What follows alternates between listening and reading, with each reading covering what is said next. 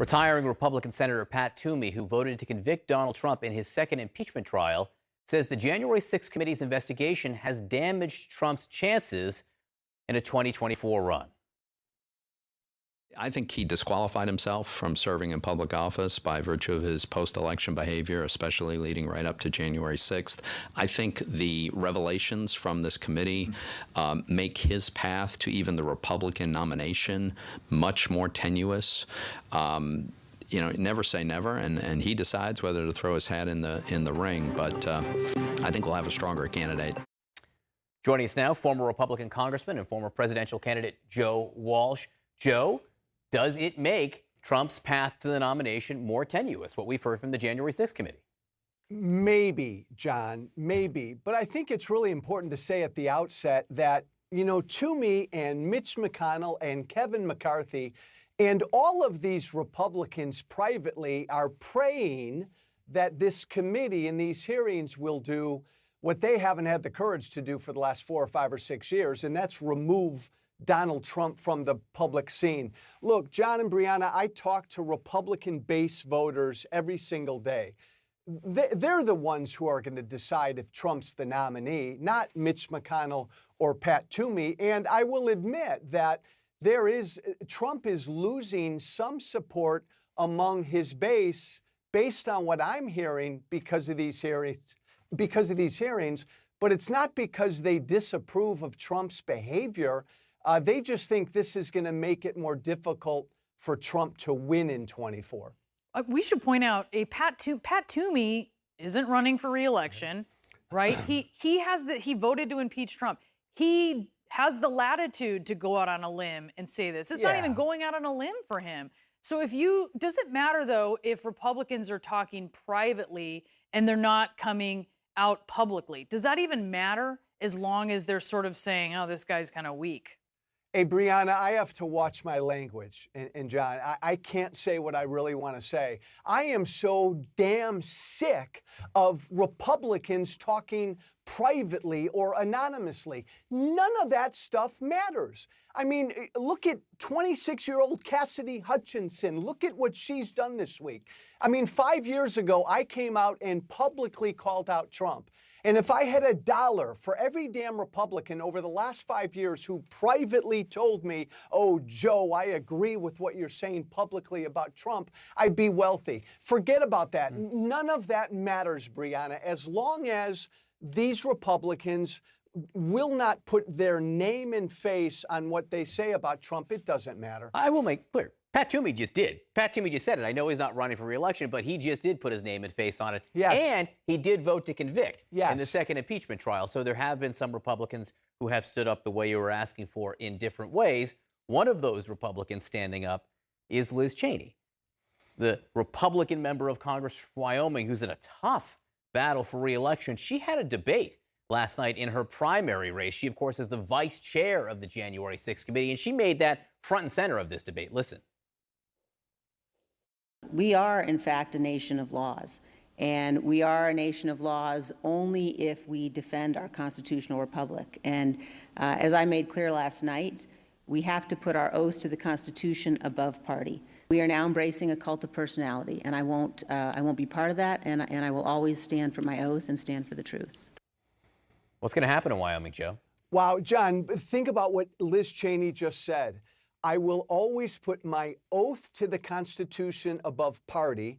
And because Liz Cheney has done that, John, she's really got no place in this party right now. And because Liz Cheney has done that, she's going to lose in a month and a half. I mean, let's just be blunt. She's probably going to lose decisively in a month and a half. What does that say about the party? Look, Liz Cheney spoke at the Reagan Library a couple nights ago. She got resounding applause from Republican elites and establishment types, right? But in a month in Wyoming, the base, the grassroots voters are going to vote her out of office.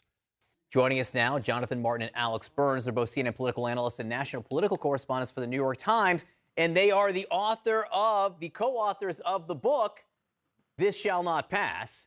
A title I have seared into my mind here. Gentlemen, Jonathan, let me start with you. When you hear Liz Cheney there in this debate, not backing away from, but running on to an extent, the January 6th committee. What are you hearing? Well, we capture this in the aforementioned book. Her break from the Republican Party in the months after January 6th, that she has not gone back from. Look, a lot of Republicans after the 6th were where Cheney was. They were appalled by President Trump's behavior, and they thought it was clearly time to move on and hold him accountable. And the difference is that she has never reversed her stance, and that a lot of her colleagues have simply gone quiet or have fully re-embraced President Trump. And I think from that clip, you can see that she is happy, John, to let the chips fall where they may. She also pointed out that if you want somebody who, as she put it, did forsake the Constitution or would be willing to, she's not your candidate. So she's almost telling the voters, look, if you want someone to carry Trump's water, vote for the other person. That is not the kind of rhetoric in a very pro-Trump state, in a Republican primary, no less, that you would hear from somebody who's trying to do what it takes to win her renomination. I think she clearly is open to the fact that she's likely to lose the primary, John, next month, and is, I think, open now to doing whatever it takes to stop President Trump from becoming president again, even if that means, yes, herself running for president to block him. Because, Alex, when we're watching these hearings, I mean, her role in the prosecution, historically speaking, of Donald Trump is so carefully orchestrated. I mean, I think of being 80 and looking back, and we're going to be seeing these moments, right? So what, though, does that tell you, not just about what it is for history's sake, but for something maybe more near term? I mean, what does she have in the works here in the next few years? Look, Brianna, I think that you're absolutely right that she has broadened her role on that committee from functioning as a vice chair and one of the ringleaders of the hearings that are designed to lay out evidence about this plot and really prosecuting the case against the Republican Party as it currently exists in a broader way. She doesn't need she doesn't need to begin the hearings with that searing statement about how Donald Trump won't be here forever, but you, other Republicans complicit in this, your dishonor will remain. She doesn't need to do that. She doesn't need to go to the Reagan Library and say the Republican Party needs to choose between the Constitution and Donald Trump. Those are not part of the literal job description of being on the select committee. And the way you know that is that almost nobody else on the committee is doing that kind of thing. And not only because most of them are Democrats, she's clearly waging a longer term war for what she sees as the soul of her own political party. And I think consistent with what Jonathan was just saying, she's willing to lose short-term fights in the interest of maintaining her long-term credibility. I do think, you say that you imagine being 80 and looking back on this. She's clearly someone with a real sense of history, in the sense that sort of political tides come and go, but what endures in the national memory and in the identity of a political party, if it's worth saving at all, is the people who stand up in moments like this one. So we heard from retiring Republican Senator Pat Toomey say that he thinks these hearings are making it harder for Trump to win the Republican nomination for 2024. You guys are both so well sourced. You talk to people all the time. Alex, first to you, what are you hearing among Republican insiders about what they think, how they're thinking these hearings are affecting Donald Trump's political future?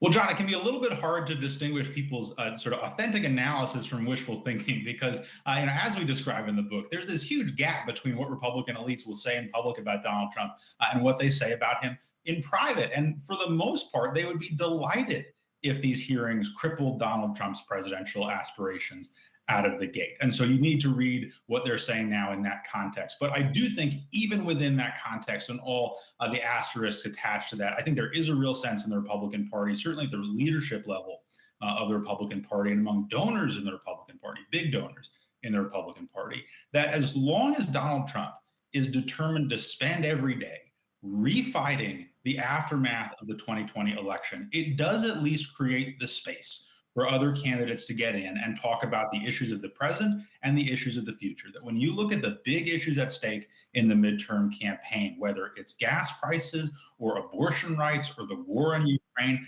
Donald Trump has not said anything particularly interesting or relevant or memorable about any of that. So that clearly creates a space for somebody else. And the question is, who is going to take the risk to step into that space?